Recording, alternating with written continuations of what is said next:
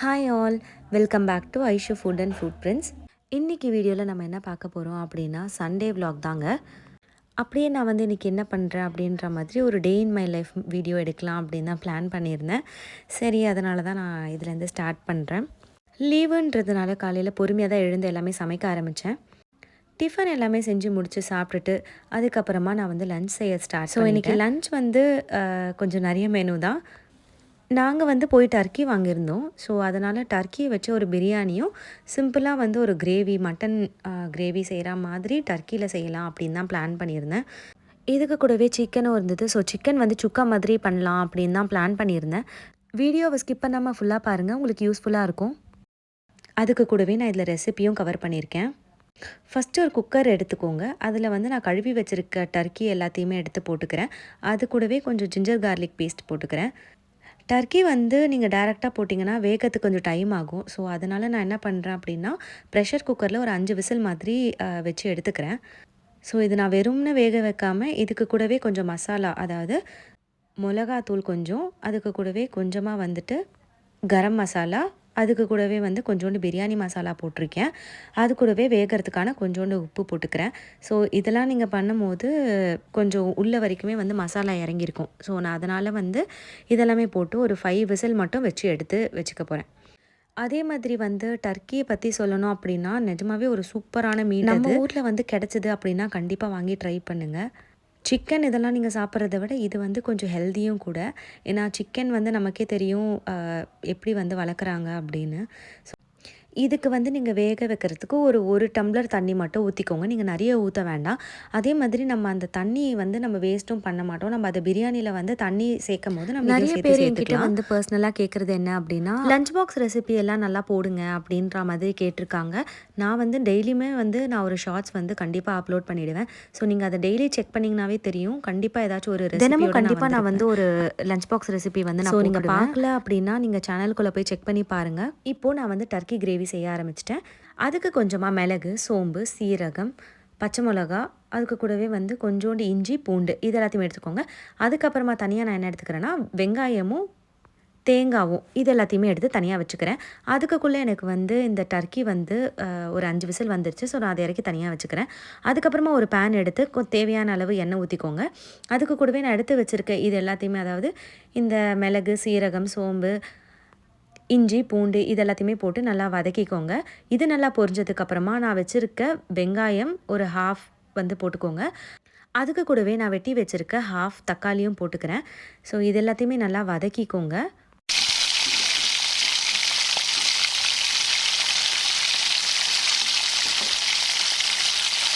So இப்போ நம்ம போட்டிருக்க இன்க்ரீடியன்ஸ் எல்லாமே நல்லா வதங்கினதுக்கப்புறமா நான் வந்து எடுத்து வச்சுருக்க தேங்காவை சேர்த்துக்கிறேன். ஸோ தேங்காய் போடும்போது நீங்கள் பச்சையாக போட்டிங்க அப்படின்னா உங்களுக்கு வந்து சீக்கிரமாக வீணாக போயிடும், கெட்டு போயிடும். அதனால் நான் வந்து என்ன பண்ணுறேன்னா கொஞ்சம் நீங்கள் எண்ணெயில் வதக்கி போட்டிங்க அப்படின்னா சீக்கிரமாக கெட்டு போகாது. ஸோ இது எல்லாமே நான் வந்து வதக்கி வச்சுருக்கிறேன். இதுக்கு கூடவே வந்து கொஞ்சோண்டு கருவேப்பிலை இது எல்லாத்தையுமே போட்டு தனியாக எடுத்து ஆற வச்சுக்கோங்க. இப்போது நம்ம டர்க்கியை வந்து வேக வச்சுருக்கிறத ஓப்பன் பண்ணி பார்த்துக்கலாம். ஓப்பன் பண்ணும்போது நல்லா சூப்பராக பஞ்சு போல் வெந்திருந்தது. நீங்கள் பார்த்தீங்கனாலே தெரியும், பார்க்க லைட்டாக மட்டன் பீஸ் மாதிரி தான் இருக்கும் இது. பட் டேஸ்ட் வைஸ் பார்த்தீங்க அப்படின்னா சிக்கன் மாதிரி தாங்க இருக்கும். இங்கே சைடில் நான் வந்து பிரியாணி செய்ய ஸ்டார்ட் பண்ணிட்டேன். உங்களுக்கு ஆல்ரெடி நான் வந்து டர்க்கி பிரியாணியோட ரெசிபி நான் போட்டிருக்கேன். நீங்கள் வந்து சேனலில் போய் செக் பண்ணிங்கன்னா உங்களுக்கு தெரியும். செக் பண்ணி பார்த்துக்கோங்க. அதில் இருக்க இன்க்ரீடியன்ஸ் எல்லாத்தையுமே தான் நான் போட்டிருக்கேன். இதில் மெயினாக என்ன அப்படின்னா, பிரியாணி செய்யும் போது நிறைய பேர் வந்து பிரியாணி மசாலா இதெல்லாம் நீங்கள் யூஸ் பண்ணுவீங்க. ஆனால் நீங்கள் பிரியாணி மசாலாவுக்கு பதிலாக கொஞ்சம் ஆனியன், அதுக்கப்புறம் வந்து இஞ்சி பூண்டு பேஸ்ட்டு இதெல்லாம் நீங்கள் போட்டிங்கனாவே வந்து உங்களுக்கு டேஸ்ட் வந்து நல்லாயிருக்கும். இன்னொன்று என்ன அப்படின்னா, நீங்கள் ஒரு இன்க்ரீடியன்ட் நீங்கள் சேர்க்கும் போதும் நல்லா வதங்க விட்டிங்கன்னா இன்னும் வந்து உங்களுக்கு பிரியாணி டேஸ்ட் கொடுக்கும். சரி, இப்போ டர்க்கி கிரேவி செய்கிறதுக்கு நான் வந்து ஒரு மிக்ஸி ஜாரில் நம்ம ஆற வச்சுருந்தோம்ல அந்த இன்க்ரீடியன்ஸ் எல்லாத்தையுமே எடுத்து சேர்த்துக்கிட்டு இதுக்கு கூட நான் ஒரு 6 முந்திரி சேர்த்துக்கிறேன். முந்திரி எதுக்குன்னா கொஞ்சம் க்ரீமி கன்சிஸ்டண்ட்டாக இருக்கும் அப்படின்றதுனால உங்களுக்கு வேணும்னா சேர்த்துக்கோங்க, இல்லைனா வந்து வேண்டாம், அது ஆப்ஷனல் தான். இந்த சண்டே வந்துருச்சுன்னா நம்ம வீட்டில் நான்வெஜ் இல்லாமல் இருக்கவே இருக்காதுங்க கண்டிப்பாக. ஸோ நீங்கள் வந்து இந்த சண்டே நீங்கள் வந்து என்னென்ன எடுத்தீங்க, நான்வெஜ் என்ன சாப்பிட்டீங்க அப்படின்றத எனக்கு கமெண்ட்டில் சொல்லுங்கள். அதே மாதிரி உங்களுக்கு வந்து நான்வெஜ் வந்து இந்த ரெசிபி வேணும் இல்லை வேறு ஏதாச்சும் ரெசிபி வேணும் அப்படின்றதையும் கமெண்ட்டில் சொல்லுங்கள். கண்டிப்பாக நான் வந்து அடுத்த வீடியோவில் நான் வந்து போஸ்ட் பண்ணுறேன். ரீசெண்டாக நான் போட்டிருந்த ஒரு ப்ரோட்டீன் தோசை ரெசிப்பியில் வந்து ஒருத்தவங்க கேட்டிருந்தாங்க, நீங்கள் மெஷர்மெண்ட்ஸ் எல்லாம் போடுங்க அப்படின்னு. நான் வந்து மெஷர் பண்ணிலாம் போடல. நாங்க 2 பேருக்கு வந்து எவ்வளோ வேணும் அப்படின்ற மாரி தான் நான் வந்து போட்டிருந்தேன். ஸோ உங்களுக்கு தெரியும்ல நீங்க எத்தன பேர் இருக்கீங்க அப்படின்னு சொல்லிட்டு. ஸோ அதுக்கேத்த மெஷர்மெண்ட்ஸ் வந்து நீங்க போட்டுக்கோங்க. ரீசென்ட் டைம்ல நெறைய பேர் வந்து நம்ம சேனல வந்து சப்போர்ட் பண்ணிட்டு வரீங்க.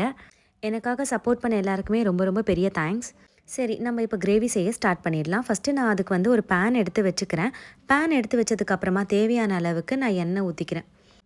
இந்த கிரேவியை நீங்கள் சிக்கன் வச்சு கூட ட்ரை பண்ணி பார்க்கலாம். தோசை, இட்லி, சப்பாத்தி, ரைஸ் எல்லாத்துக்குமே வந்து சூப்பரான காம்பினேஷனாக இருக்கும்.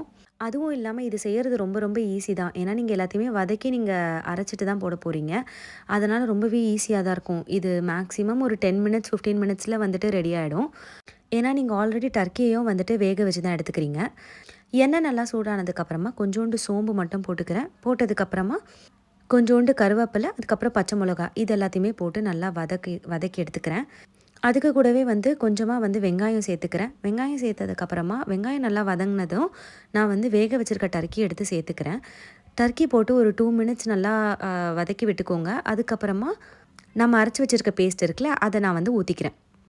நீங்கள் இந்த அரைச்சி வச்சுருக்க பேஸ்ட்டை ஊற்றின உடனே கண்டிப்பாக வந்து ஒரு மாதிரி தெறிக்கிற மாதிரி இருக்கும். நீங்கள் கொஞ்சம் தண்ணி நல்லா ஊற்றிட்டு அதுக்கப்புறமா மூடி போட்டு வச்சுக்கோங்க. ஏன்னா இது ரொம்ப திக்காக இருக்குது அப்படின்றதுனால உங்களுக்கு வந்து மேலெல்லாம் தெறிக்கும். ஏன்னா எனக்கு அந்த மாதிரி ஆச்சுன்னு அதனால் சொல்கிறேன் உங்களுக்கு.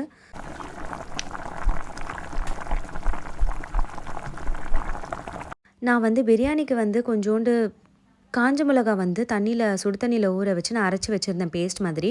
ஸோ அது எக்ஸ்ட்ரா இருந்ததுன்னு சொல்லி நான் அதை ஊற்றிக்கிறேன். உங்களுக்கு வேணும்னா நீங்கள் வந்து வெறும் மிளகாத்தூளும் போட்டுக்கலாம். பட் நீங்கள் வந்து காரம் பார்த்து போட்டுக்கோங்க. ஏன்னா நம்ம ஆல்ரெடி வந்து அரைக்கும் போது நம்ம பச்சை மிளகா போட்டிருக்கோம். ஸோ நீங்கள் காரம் பார்த்து போட்டுக்கோங்க. அதுக்கு கூடவே வந்து கொஞ்சோண்டு மஞ்சள் தூள் இது எல்லாத்தையுமே போட்டு நல்லா கலந்து விட்டுக்கோங்க. அதுக்கப்புறம் இதுக்கு கூடவே கொஞ்சோண்டு கரம் மசாலா நான் போட்டுக்கிறேன்.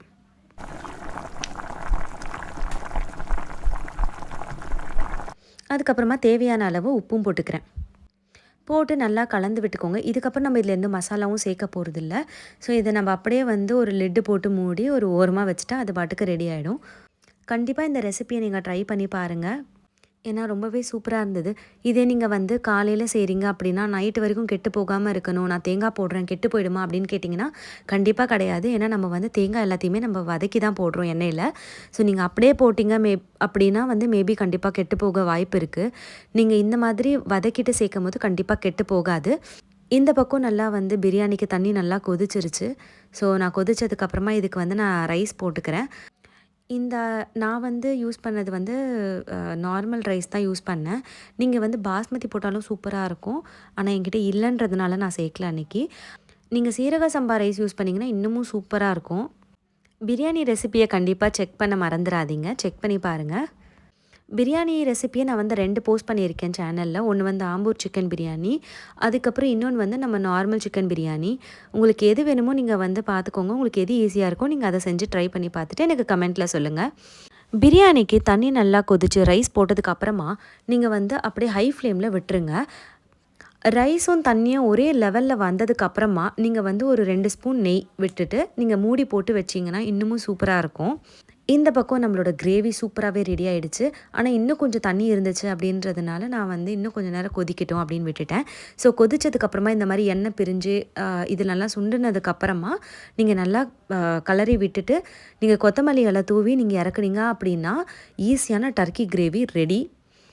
ட்ரை பண்ணி பார்த்துட்டு எப்படி இருந்துச்சு, ஈஸியாக இருந்துச்சா இல்லையா, டேஸ்ட்லாம் எப்படி இருந்துச்சுன்றதை கமெண்ட்டில் சொல்லுங்கள். ஓகே, நம்ம அடுத்து வந்து நம்ம என்ன பண்ண போகிறோம் அப்படின்னா சிக்கன் சுக்கா தாங்க பண்ண போகிறோம். ஸோ அதுக்கு தேவையான பொருள் எல்லாமே நான் எடுத்து வச்சுட்டேன் ஆல்ரெடி. ஸோ இப்போ நம்ம செய்ய ஸ்டார்ட் பண்ணிடலாம். ஃபஸ்ட்டு வந்து ஒரு பாத்திரத்தில் தேவையான அளவு எண்ணெய் ஊற்றிக்கோங்க. அதில் நான் வந்து பட்டை, கிராம்பு, ஏலக்காய் இதெல்லாமே போட்டுக்கிறேன். அதுக்கு கூடவே வந்து 2 பச்சை மிளகா வந்து போட்டுக்கிறேன். அதுக்கப்புறமா வெட்டி வச்சுருக்க வெங்காயம் இது எல்லாத்தையுமே போட்டு நல்லா கலந்து விட்டுக்கோங்க. எத்தனை பேருக்கு sambar with chicken, rasam with chicken இப்படிலாம் பிடிக்கும் அப்படின்னு சொல்லுங்கள். ஏன்னா எனக்கு இந்த மாதிரி காம்பினேஷன் ரொம்ப பிடிக்கும். ரொம்ப கம்ஃபர்ட்டான ஃபுட் அது. இது நான் கலந்ததுக்கப்புறம் தான் பார்த்தேன் நான் வந்து ரொம்ப கம்மியாக எண்ணெய் ஊற்றிருக்கேன் அப்படின்னு. ஸோ நான் இன்னும் கொஞ்சம் எக்ஸ்ட்ரா வந்து எண்ணெய் ஊற்றிக்கிறேன். ஏன்னா சுக்காவுக்கு கண்டிப்பாக எண்ணெய் கொஞ்சம் அதிகமாக தேவைப்படும். இதே நீங்கள் குழம்பா நீங்கள் வந்து செய்கிறீங்க அப்படின்னா அவ்வளோவா எண்ணெய் வந்து தேவைப்படாது. பட் இதுக்கு வந்து இல்லைனா கீழே அடி பிடிச்சிக்கும் அப்படின்றதுனால நான் கொஞ்சம் எக்ஸ்ட்ராவாகவே எண்ணெய் ஊற்றிக்கிறேன். அதுக்கப்புறமா நல்லா கலந்து விட்டுக்கோங்க. கலந்து விட்டு நல்லா வதங்கணும். வதங்கினதுக்கப்புறமா நான் வந்து இஞ்சி பூண்டு பேஸ்ட்டு சேர்த்துக்கிறேன்.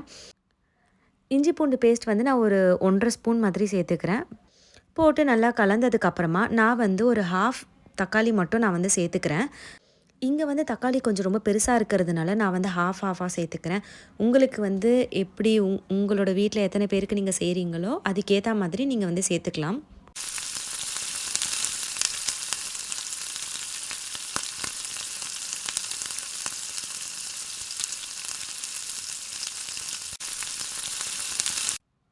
இப்போ வெங்காயம், தக்காளி எல்லாமே நல்லா வதங்கினதுக்கப்புறமா நான் வந்து கொஞ்சமாக ஹாஃப் ஸ்பூன் வந்து மஞ்சள் தூள் போட்டுக்கிறேன். அதுக்கு கூடவே ஹாஃப் ஸ்பூன் வந்து மிளகாத்தூள் போட்டுக்கிறேன். அதுக்கு கூடவே இன்னும் கொஞ்சம் ஹாஃப் ஸ்பூன் வந்து கரம் மசாலா போட்டுக்கிறேன். அதுக்கப்புறமா 2 ஸ்பூன் வந்து நான் மல்லித்தூள் சேர்த்துக்கிறேன். ஏன்னா நான் வந்து 1 ஸ்பூன் வந்து மிளகாத்தூள் போட்டிருக்கேன் அப்படின்றதுனால 1:2. ஸோ 1 ஸ்பூன் வந்து மிளகா போட்டிங்கன்னா 2 ஸ்பூன் வந்து தனியாத்தூள் போட்டுக்கோங்க. இவ்வளோ தான் நான் மசாலா சேர்க்குறேன். இது எல்லாத்தையுமே நல்லா கலந்து விட்டதுக்கப்புறமா இதில் தண்ணி எதுவுமே ஆட் பண்ணக்கூடாது.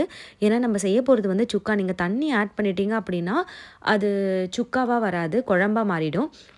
ஸோ நான் அப்படியே வந்து கழுவி வச்சுருக்க சிக்கனை நான் வந்து சேர்த்துக்கிறேன்.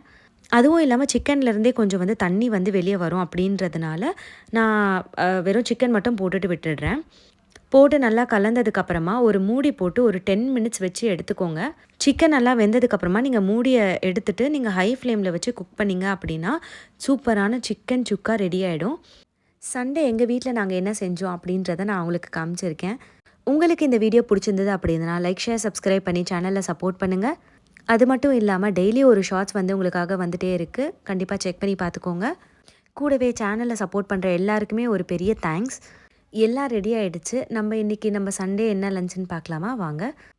சூப்பராக நல்லா மசாலாலாம் போட்டு நல்லா செவுக்க வறுத்துருக்க சிக்கன் சுக்கா, அதுக்கு கூடவே வெங்காயம் போட்டு தயிர் போட்டு பச்சடி, அதுக்கப்புறமா சூப்பராக மட்டன் ஸ்டைலில் டர்க்கி கிரேவி, அது கூடவே சூப்பரான டர்க்கி பிரியாணி. வீடியோ பிடிச்சிருந்தா மறக்காமல் லைக் பண்ணுங்கள், சேனலை சப்ஸ்கிரைப் பண்ணிக்கோங்க. தேங்க்ஸ் ஃபார் வாட்சிங். பாய்.